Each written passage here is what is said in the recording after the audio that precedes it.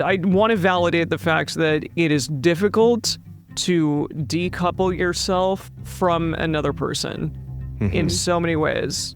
And the idea of them not being in your life anymore after maybe they were in your life for years is really intense and maybe even traumatic. And so I want to acknowledge that that is understandable, that this might be a difficult time for them and that they want to cling to some part of this relationship.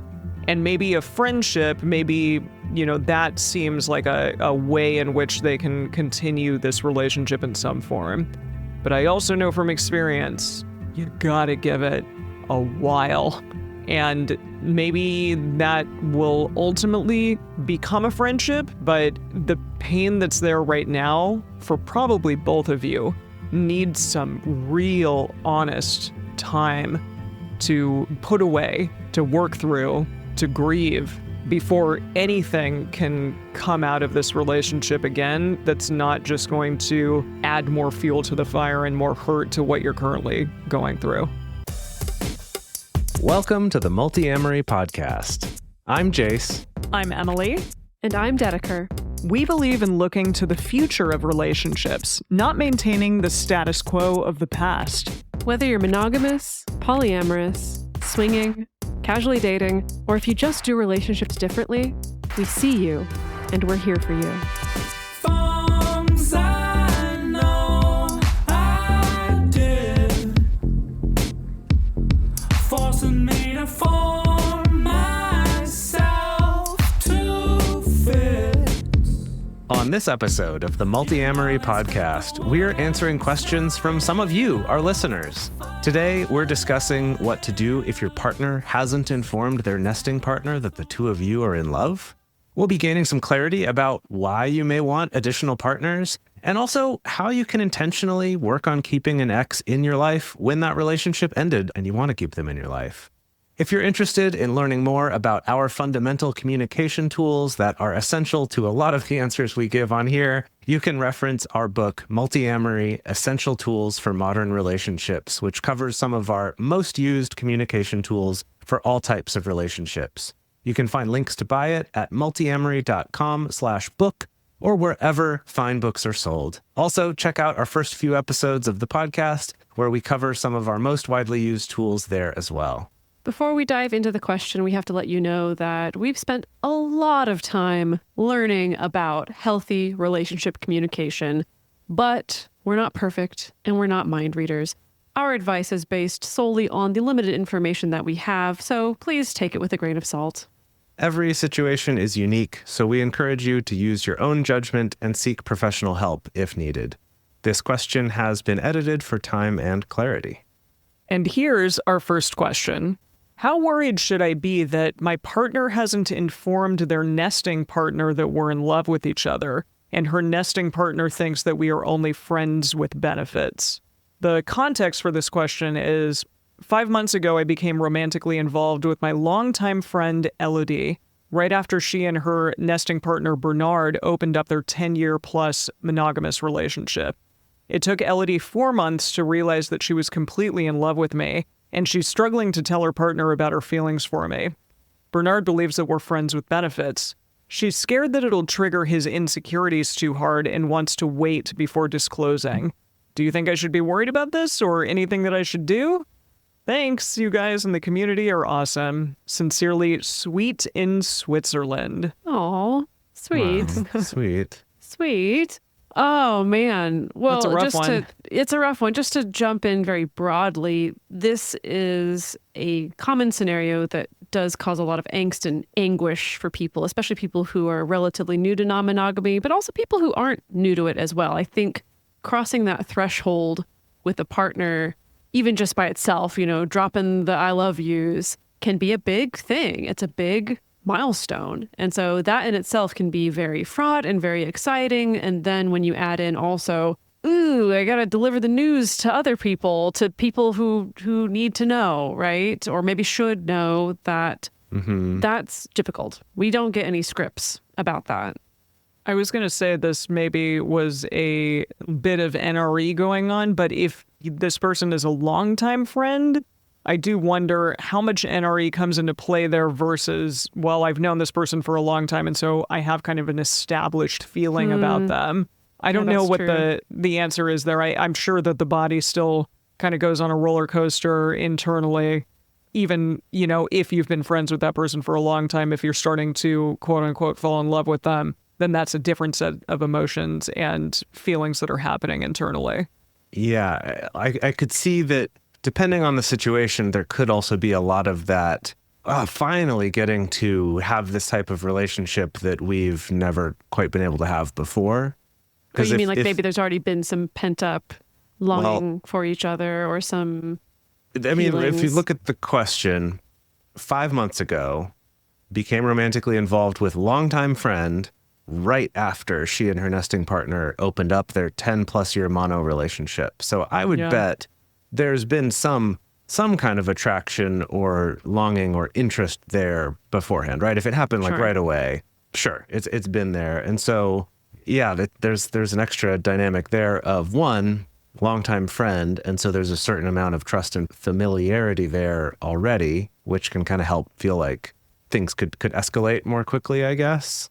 But then at the same time, there's also this kind of like an NRE type, oh, we're finally getting to explore this thing that maybe we've wanted but haven't been able to do before. So yeah, like a lot of things I think kind of stacking up to make it feel like this is moving very fast Sure. and could get very intense very quickly. Definitely. If I imagine myself in the question asker's shoes, I would be worried.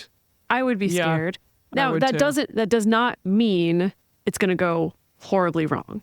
Although I love to catastrophize and I love to believe that things are going to go horribly wrong. But the different elements that I see in this situation doesn't lead me to automatically believe, whoa, red flags, run in the opposite direction. But there are a lot of unknowns here. This is a newly opened relationship. There's no information here about what the people in this newly opened relationship have talked about, like what their agreements are. It's unclear, did they open up with the agreement that, we're going to be mostly emotionally monogamous and everyone else is going to be friends with benefits? Or do they open up with agreements around, like, I don't know, like that's what's hard to know. So I guess my first advice to the question asker would be to maybe see if there's any way to get some of that information. Not that that's necessarily going to change anything, but it is going to help you to know a little bit of what you're dealing with, right? Like maybe asking some questions about how these two people came about deciding to open their relationship and what they're looking for. Are there any agreements that they've made around the shape that other relationships can take? Because that might at least give you a sense of, this is going to sound so dramatic, like my instinct to say how in danger you are. I don't want it to be that dramatic, but like there is a risk here. Yeah. The thing I wanted to add with that too is that we don't really know the relationship to your metamor, to Bernard, I guess is the name we have for this person here. But for Elodie's nesting partner, I imagine you've known this person if you've been a longtime friend of Elodie and she's been with this person for 10 years. You probably know each other, but what else is going on there?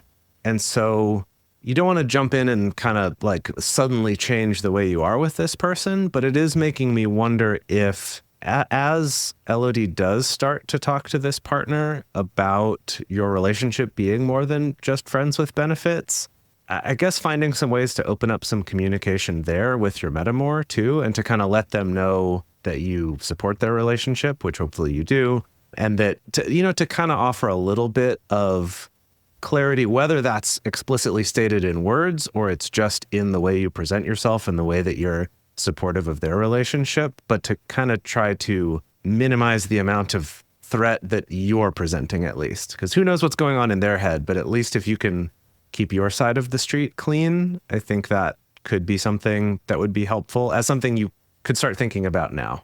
I know it's not quite answering the question of like, what should you do about this particular situation, but with someone who's new, I could see that being a challenging thing for both of them to navigate. And so anything you can do to try to make that transition feel less threatening would be good.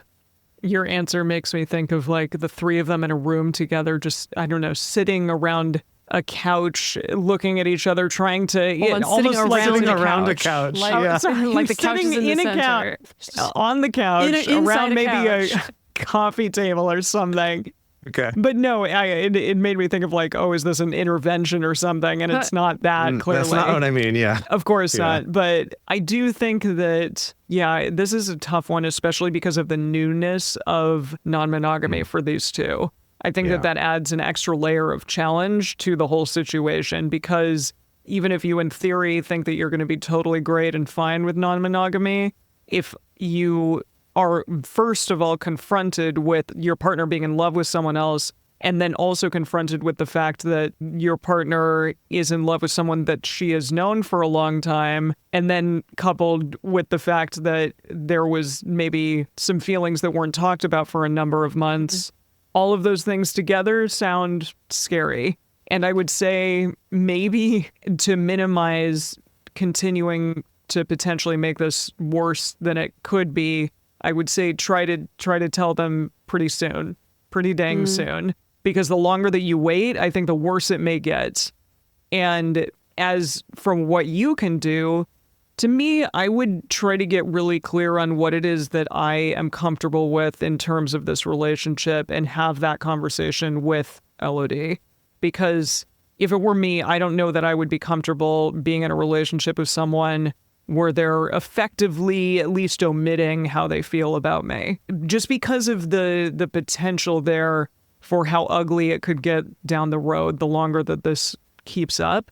And I know that that's difficult, but non-monogamy is difficult, and you're going to come up against things like this the longer that you do it. And so you might as well get good at it now, or at least start that process of figuring out how to have an honest conversation with someone now.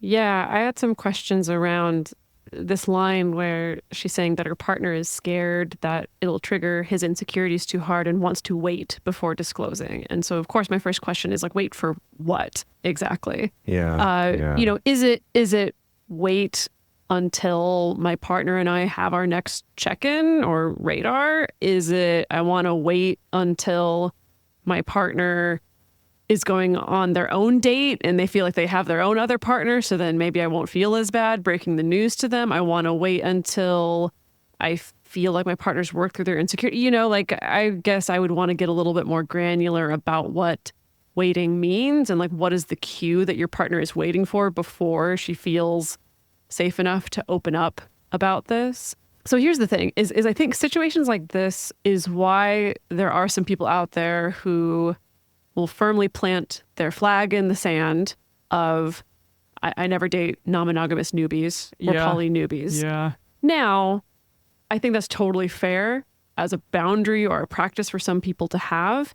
I really think it comes down to evaluating your own capacity for that, right? So for instance, in this situation where you know that your partner is in this newly opened, previously monogamous relationship, you know that they're still working some things out, you might have the capacity to be like, that's fine. I can wait it out. I can step back. I can be patient. I realize that they don't have this down to an exact science yet. Like, I have the energy and capacity to be able to let them have their mess and figure things out and still be here. And I think that works really well if maybe you have other things going on in your life that really engage you and support you, whether that's other friendships or other partnerships or other hobbies or other things that give you meaning.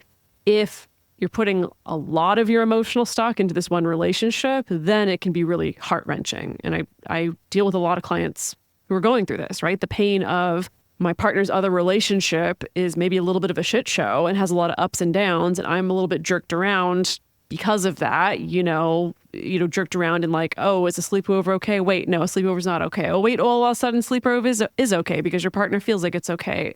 That can be a fraught process that some people have the capacity for, and some people might say, nah, this is not for me. Maybe talk to me once you've smoothed all this out. Yeah, okay. I feel like I have some advice here that I would bet good money Sweet in Switzerland will not take this advice. Oh, how much money would you bet? Bet $20. Wow. $20. 20 Okay. Swiss francs. Euros? What do we use in Switzerland? who- I don't I even- think it's a Oh, euro. no. We're really showing our God. Americans right now. I'm pretty sure it's the euro. I think it's a euro. Wait. It's got to be the euro, right? Oh, a Swiss franc.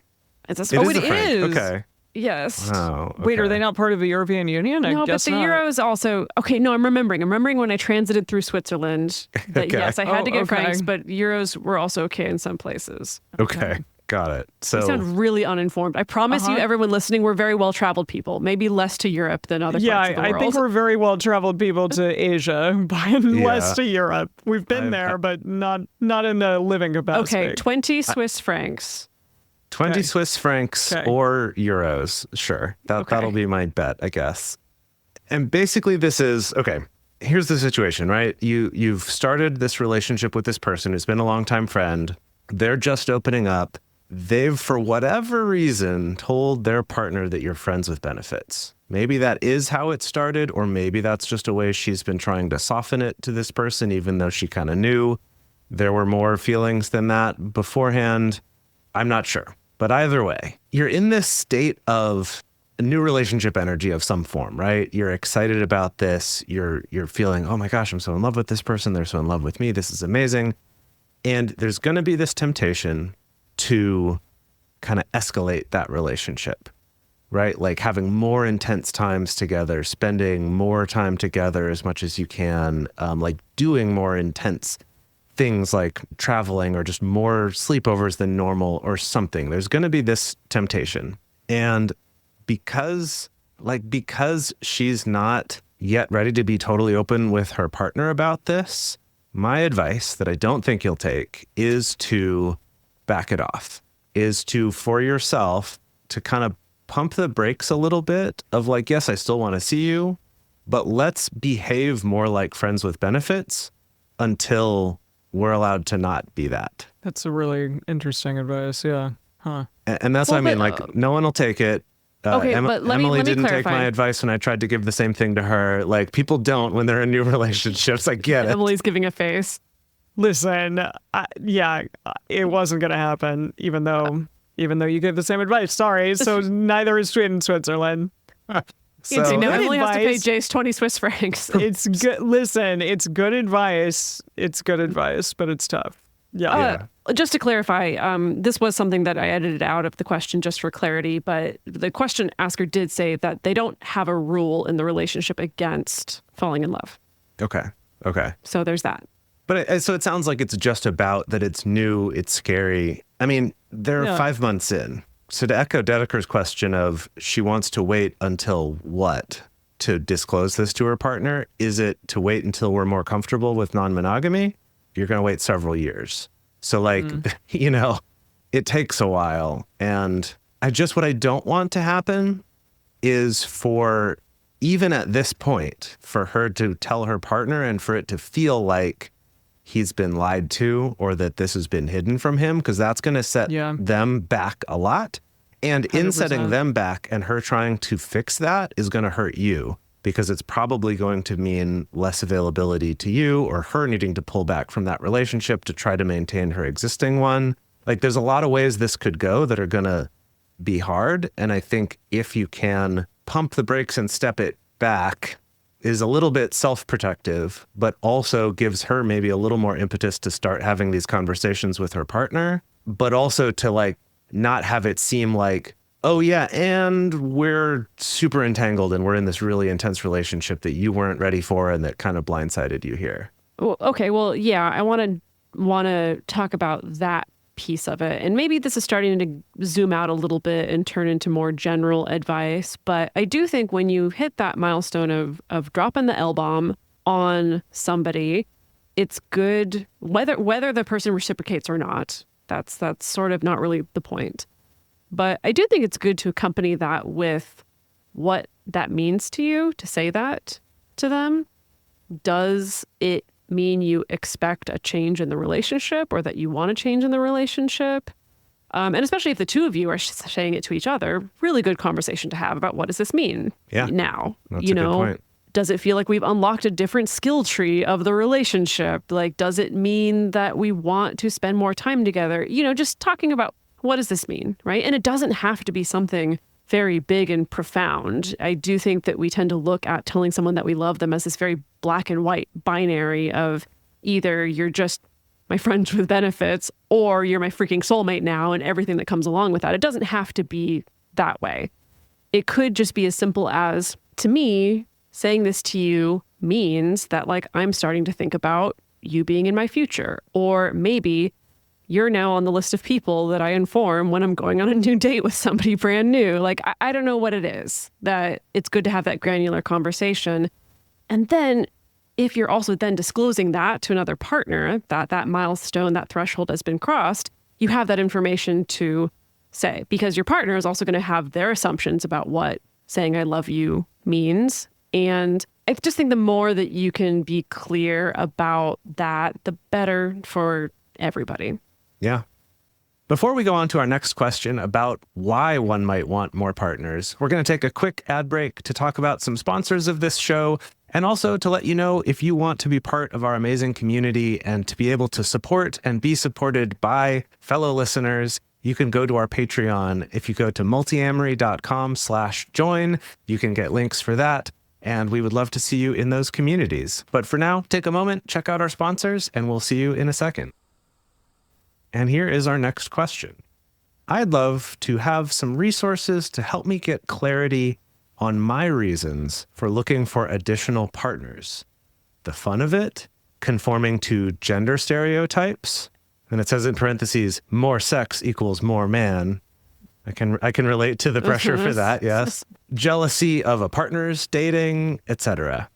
And then for context, they just said, this is a follow-up to Jase's comments at around 24 minutes, 20 seconds in episode 460, which made all of us go, oh, God, what did I say? What happened? Also, we recorded that over a year ago. So, yeah. And who's this from? This is from Bold in Barcelona. Yeah, so Bold in Barcelona, we did this homework for you of going back and having to listen to what we actually said. But it's just because you're special. That's the exception. Right. Definitely. Okay, let That's this be a why. warning to the rest of you. Please don't send us in extra homework. Oh, Like, it really would make our life so much better if we said something in particular, if you could quote it, because good Oh, yeah, Lord, that's we a do good not idea. remember. We do not remember. that is Yeah. true. We have no idea. I've already forgotten the episode we just recorded before this. Exactly. Yeah. Well, yeah, here we are. Okay, well, I just so want to yes. dive in real deep right away that if we want to get super philosophical on this, we can go straight to why date anybody at all? Huh. That's a good Yeah. question. Why do relationships at all? Is there any good reason why we date people, or is it all selfish, self-serving reasons? Is it all hidden agenda, or that we can go pretty deep on this one if we wanted to? Yeah. I just, boy, it's like the field of possible answers is so large and just really varies not only by person, but also just by circumstance. I guess it's like the suggestions that they gave here are the ones we often talk about, which I think are the kind of more, for lack of a better word, more obvious or more surface level things of, yeah, dating, having sex with new people can be fun. It can be exciting. Sex can feel good. But then we also get into some of the maybe deeper parts underneath of, well, how much is this because sex feels good because it makes me feel like I'm worthwhile? And how much is it feels good because it just feels good and it's enjoyable? Or how much of this is to make myself feel better about how I compare myself to other people versus how much does this make me feel better because it's something that I like doing and does make me feel good. And that's the meat of the question here, I think. I'm extrapolating from Bold that they already have partners, at least one, because It says they're saying additional partners. Additional partners. So, yeah. Yes, they probably already have a partner at least. Because of that, and because you're asking this question, I would encourage you to look inward at what is it about my existing partnership that I'm really getting fulfilled by, and that is really exciting me, and that I'm really loving. And then I would encourage you to look outward and question what are the things that I feel like I could be getting more of, maybe in a different type of partnership. What am I looking for in terms of things that I want maybe in somebody else? Because I think all of those other things, like the fun of it and the conforming to gender stereotypes, those are all totally valid. But if you want to get into the nitty-gritty of a reason why you want to incorporate another person into your life, I think that you should be asking yourself, what is it that I want from a relationship that is an addition to my life? Firstly, I want to commend this listener for asking this question at all. Yes. Because so many people don't, right? I think I spent the most of my dating life not asking that question. You know, I dated people or acquired partners because I felt like that was the thing to do, or because I was feeling bad about myself and wanted someone to validate me, or I felt alone, or I felt rejected in some way, and that was going to be the thing that was going to help me feel better, or I felt frustrated with my life and I was hoping that by partnering with somebody else, they could fix that or offer a distraction. And, you know, I got into some partnerships that I probably shouldn't have under those conditions.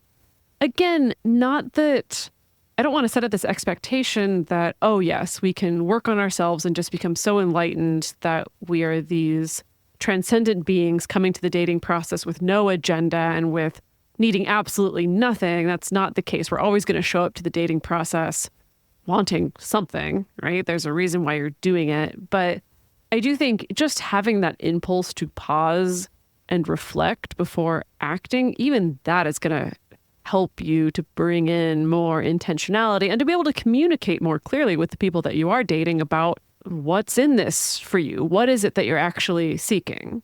Absolutely. I think a lot of us tend to get into relationships when we're first starting polyamory because we can. And because it is exciting, and because it feels good to have this sense of, I don't know, freedom, I guess I'm going to call it, from the shackles of monogamous dating, where you tend to only maybe date one person at a time, or if you are dating multiple people, they don't necessarily all know each other, and they don't know the existence of one another, and it feels a little bit more secret. And the excitement that comes along with being able to date non-monogamously can probably fuel a person to want to do it more often or want to do it more abundantly. But I don't necessarily think that filling one's time with other people to date is always what it is that they ultimately will feel most fulfilled by. And I guess that's the question, like, how do you want to spend your free time? Because your free time is really important. And if you are going on dates all the time at the expense of other things in your life that are important to you, then maybe that's also telling. I think it's also okay to not always know for sure what the answer is, but to keep asking the question periodically.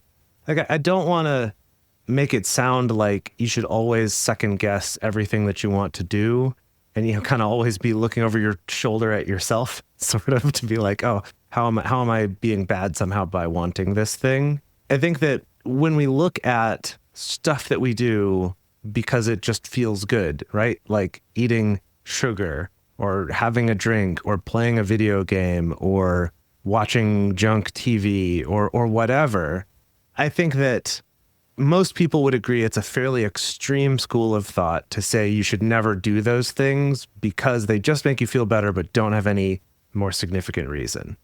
I'd say it's a fairly limited set of people who would go that far.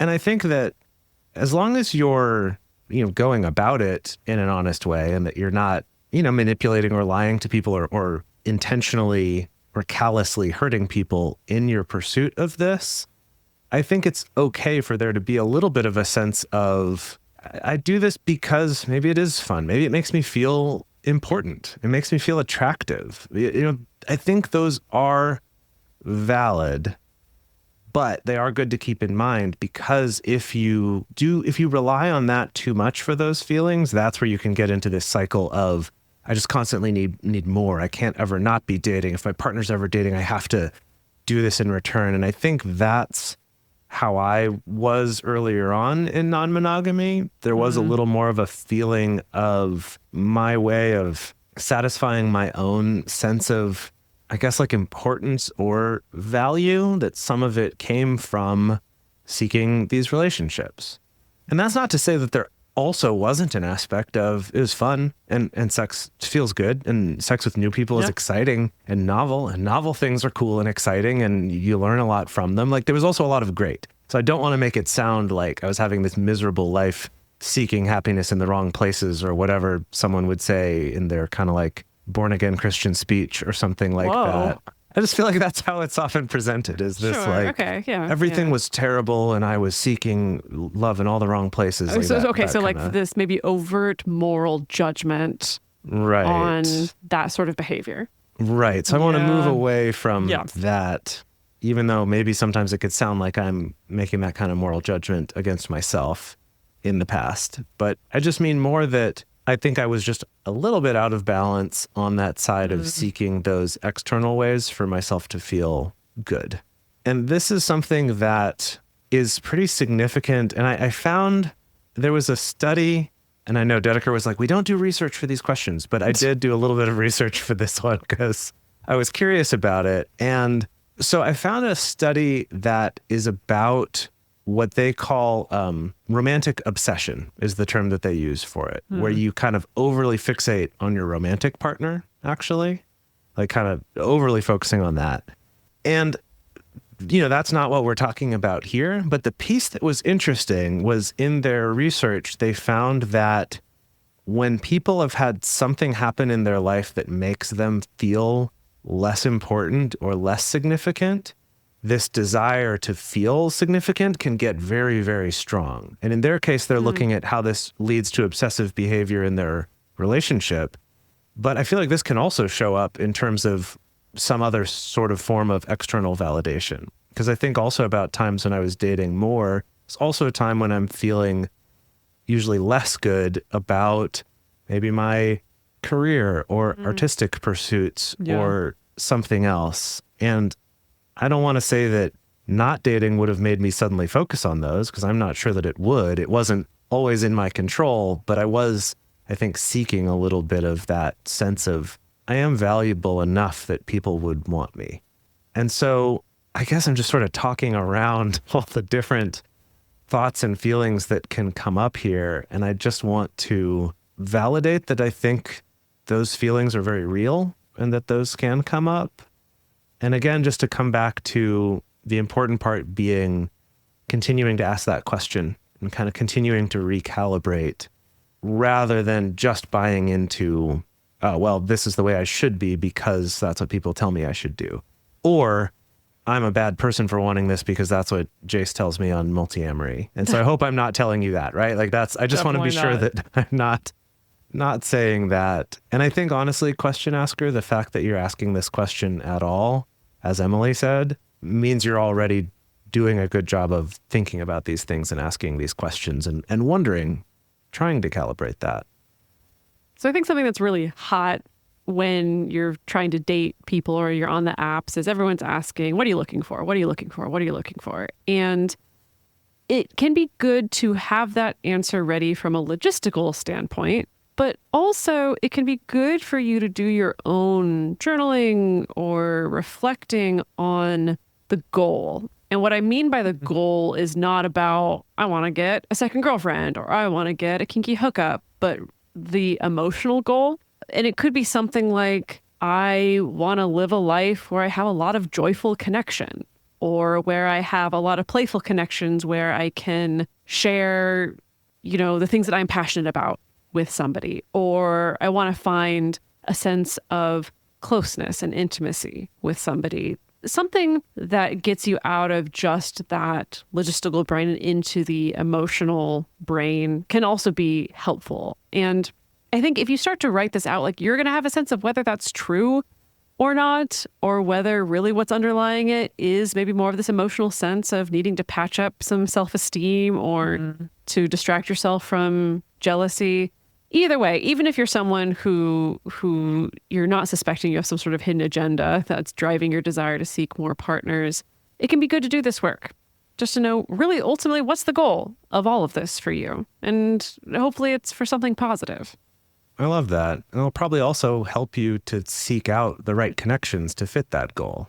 Because that's the other mistake people can make, and I've definitely made, is what I really want is maybe excitement, but then I end up seeking relationships that are more of these committed longer-term relationships that I wasn't really ready for, but that's the only thing I know how to do. And so that's what I would seek out. And so I think all that introspection is really great and can help you get a clearer sense. And I love being able to answer that question with a more emotional response and not just logistical. That's very cool. It's always a good time for a Dedeker Winston. What are you longing for? You know what I'm longing for? A Dedeker Winston, what are you longing for? Oh my goodness. Beautiful. Well, Bolden, Barcelona, we wish you luck on your journey to finding more partners, to discovering why it is that you want more partners, or to deciding, hey, I'm pretty good right at this particular moment in time. Whatever it is that you find, good luck. We have one more question today about remaining friends with an ex and keeping them in your life. But again, we're going to take a quick break to talk about a couple more sponsors of this show. They really go so far in helping us continue to produce this and put this out in the world. So thank you to them. Please check them out. If they're interesting to you, use our promo codes. That does help support our show. And of course, you can join our Patreon for various delightful things. And one of those tiers is ad-free episodes, as well as other ones for video discussion groups and, of course, our amazing Discord community. And let's move on to the last question for this episode. This question is actually 3 questions, but I'm going to allow it because I think they're all relevant to each other. How do I become friends with an ex when it did not end on a good note, but you know that you love them as a friend and are willing to keep them in your life? And they included a couple follow-up questions. What were the kind of conversations Emily had with Jase when they came back together as friends? How do you navigate hurtful topics with more compassion while also telling them what they did to you? And that is sent in from Romancing My Solitude. What a movie title of a sign-off name. I love it. Yeah. Oh, and also, just to clarify, this person did send in a lot of background about their situation that they explicitly said they don't want shared on the show. So really, the most important thing I can say is just that it sounds like there was a lot of pain in this particular relationship and in this breakup. Mm-hmm. Yeah. So, boy, all right. There's several questions all tied up in this one, but I guess the thing that I just think is worth starting out with is I just want to ask the question, why? Why do you want to become friends? You want to ask the question, or you want to ask the question asker? I want to ask the question asker why. Right. So it's, how do I become friends with an ex when it did not end on a good note, but you know you love them as a friend and are willing to keep them in your life? What I will say is, having, again, read the background, this does sound very messy and a lot of hurt going on here. And I just worry that the question asker might be pressuring themselves into having a friendship here when maybe there either shouldn't be one or shouldn't be one yet. As somebody who's just gone through a breakup, I want to validate the fact that it is difficult to decouple yourself from another person in so many ways. And the idea of them not being in your life anymore after maybe they were in your life for years is really intense and maybe even traumatic. And so I want to acknowledge that that is understandable, that this might be a difficult time for them and that they want to cling to some part of this relationship, and maybe a friendship, maybe, you know, that seems like a way in which they can continue this relationship in some form. But I also know from experience, you gotta give it a while. And maybe that will ultimately become a friendship, but the pain that's there right now for probably both of you needs some real honest time to put away, to work through, to grieve before anything can come out of this relationship again that's not just going to add more fuel to the fire and more hurt to what you're currently going through. So without being able to ask this person what their why is or get that information about why do they still want to keep this person in their life, because they may have a very good reason for that, I wanted to zoom out and look at what is in the air around us as far as messages about whether we should or should not be friends with an ex. And I do think that there is a particular camp, maybe the more traditional camp, that does dictate cut them out and never talk to them again. That's the only way you're going to be able to get through that. And some people are able to do that. Some people are not able to do that. In some situations you can, in some situations you can't. For instance, if you still need to co-parent with an ex, that's not necessarily a pathway that's open to you. On the flip side, I think especially in the non-monogamous community, there can be that opposite pressure that all your breakups should be these nice, tidy little de-escalations where you do stay friends. You know, that like I think sometimes us polyamorous people try to take on this badge of honor that we can navigate relationships so well that even when a relationship changes, we can rise above the resentment, the hurt, the processing, and jump straight into being friends. Now, I feel this in that I realized I have a number of my exes who are my friends, but I also have a number of exes that I do not talk to at all, who are not friends and never will be friends if I can help it, if I have anything to say about it. And I've spent enough time in the non-monogamous community that I actually feel a little bad about that.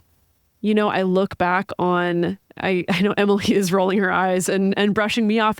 I do, though. Sometimes I look back on... I do get it, but it's also like some people do not need to be your friend.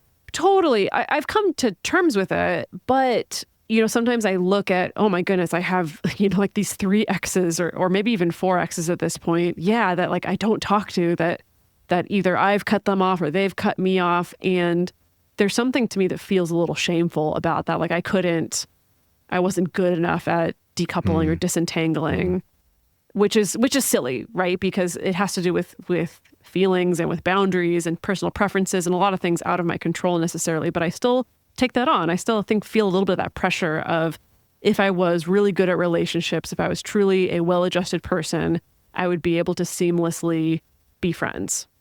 I just want to say to the question asker, if what you might be needing right now is for someone to give you permission to actually not try to be friends with this person and just acknowledge that you're very hurt and that you can be upset and mourn this loss and not need to also try to be friends with this person or to try to somehow still fix this even after this relationship is over. If you need someone to give you that permission, I'm giving it to you right now. I think all 3 of us We'll put the Multiamory stamp on it. For sure. Print it out, put it on your wall. Yes, your certificate of approval here. So if that's what you needed, and maybe it is, then you got it. You're done. I'm sure that Jase and I did not decouple perfectly. However, I think we had a lot of reason to stay in each other's lives. And we may not have been co-parenting, but we were co-creating something that became really huge in our lives, and that was this podcast. And it mattered enough to us that we keep that going, as well as the really huge, meaningful connection that the 2 of us had. And I think that with all of that in mind, I think that became the catalyst and the reason why we stayed so connected. And a lot of people don't have things like that strong of a reason to stay in each other's lives. And instead, it just becomes this kind of spark and hope of, I want to keep this person in my life because having them not in my life feels mysterious and scary and horrible.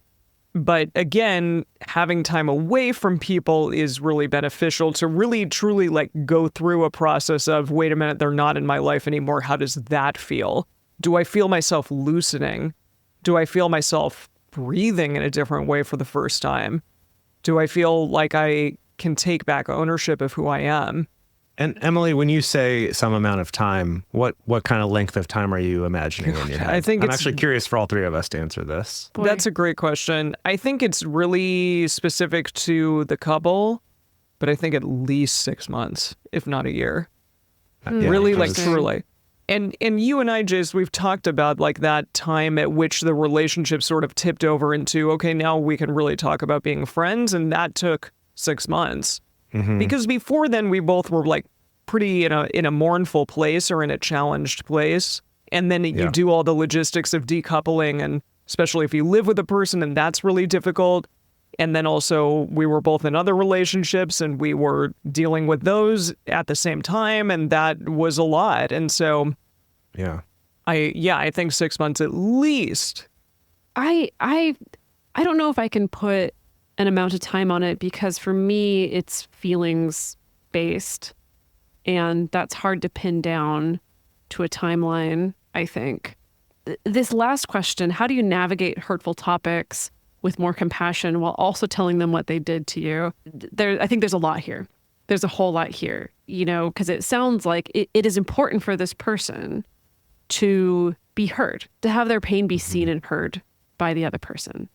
The reason why I'm asking this question about how much time is just that I see in talking to people about these sorts of relationship transitions that there can be this response of, oh, well, yeah, I have given it time. It's been a week, or, right. It's been 3 weeks or something like that. And I mean, we laugh because we've seen how much that's not enough time, how hard that is. And so just the fact that Emily, you're kind of what you were imagining in your head was 6 months to a year. I think what I was imagining in my head was around 6-ish months.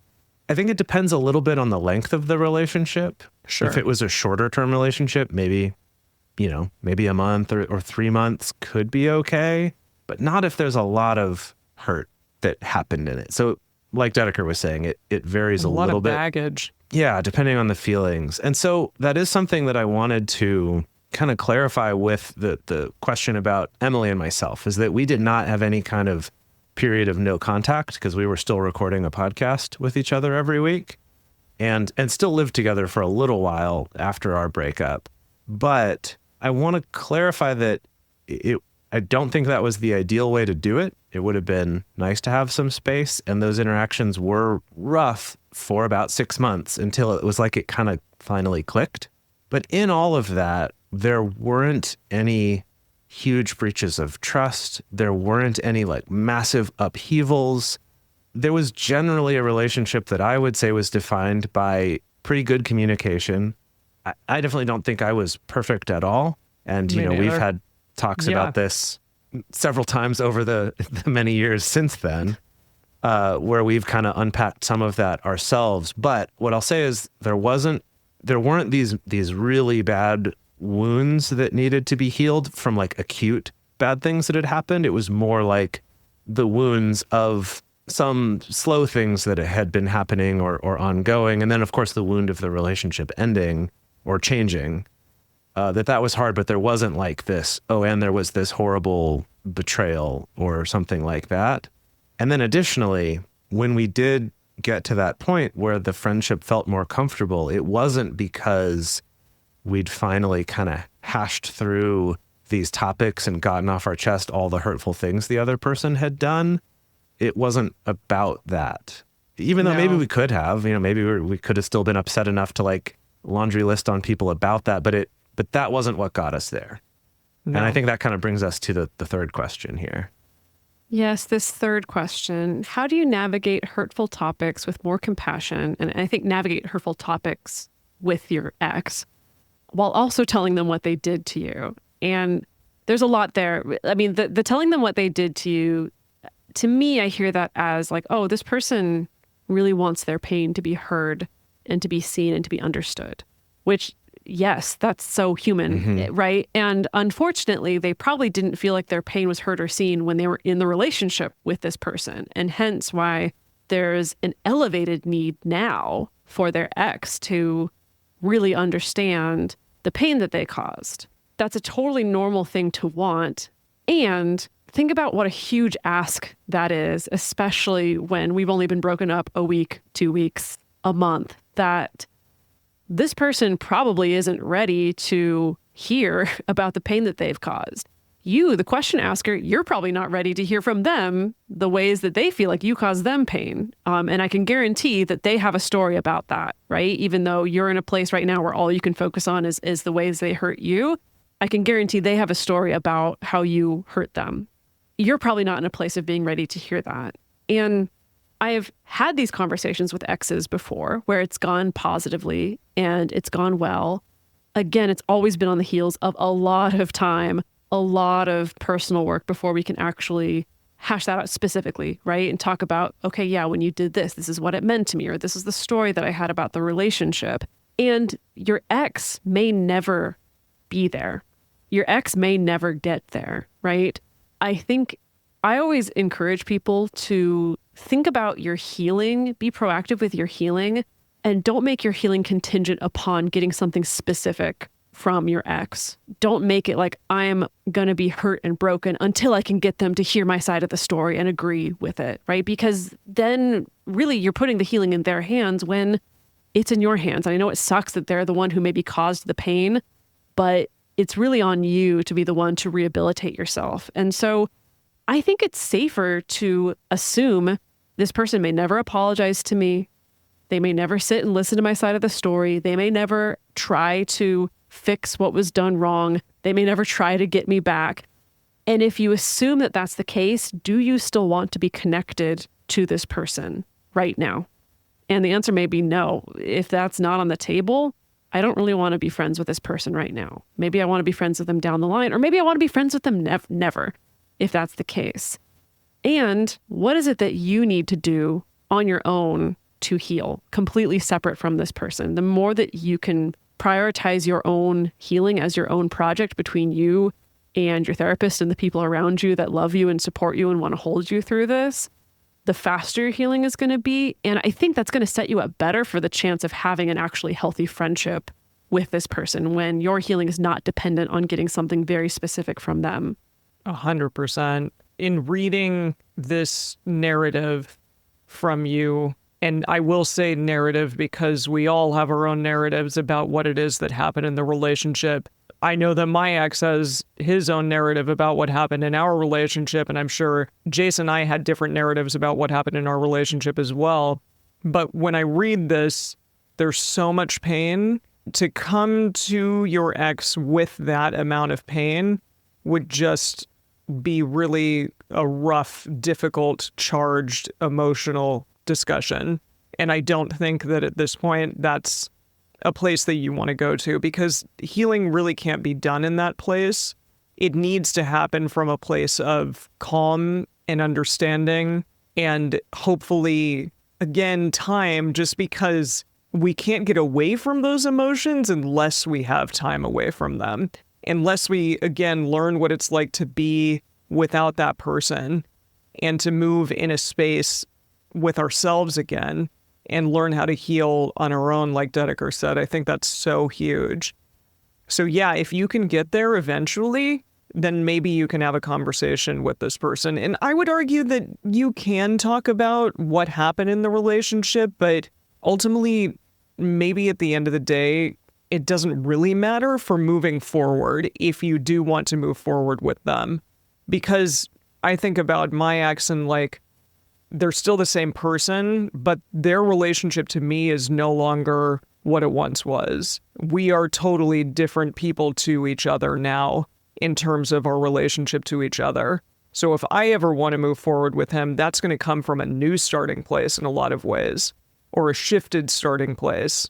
And I think a lot of that hurt would just kind of have to take time to heal. But again, like Dedeker said, that is a very personal journey and not about them. Yeah, I was just going to point out that it caused pain for the three of us just to read this. Yeah. In the sense that it really pulled on my heartstrings, hearing the pain of everybody involved in this situation. And if I was actually involved in this situation, I wouldn't be ready to hold all of this. No, if someone was way. coming to me with this story and saying, you caused all this, I would not be ready, you know? Probably never would be. And probably never would be.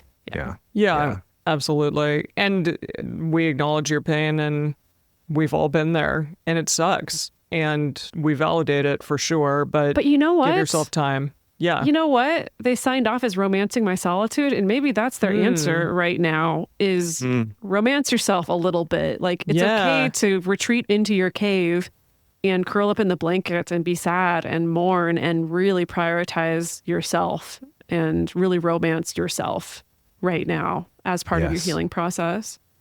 I love that. And part of that is not being in relationships that make you feel the way that this one did. Yeah. Regardless of how you're going to label those relationships. That's just take care of yourself. So thank you so much, Romancing My Solitude, for writing in. We really appreciate you sharing with us. And I hope that asking this question is also helpful for other people who may have needed to hear similar things. And our question this week, which is going to be on our Instagram stories, is, do you have any deep and lasting friendships with an ex? How did you keep them in your life? Really interested to see what people have to say about that this week. The best place to share your thoughts with other listeners is in the episode discussion channel in our Discord server, or you can post in our private Facebook group. You can get access to these groups and join our exclusive community by going to multiamory.com/join. In addition, you can share with us publicly on X, TikTok, Facebook, or Instagram.